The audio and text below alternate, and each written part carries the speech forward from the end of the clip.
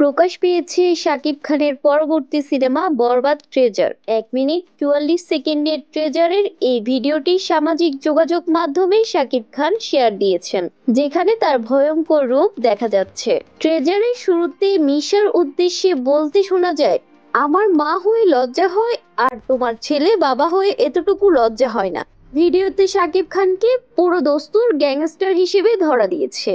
তাকে বলতে শোনা যায়, আমি শুধু একটাই জিনিস ভাবি, নিতু শুধুই আমার।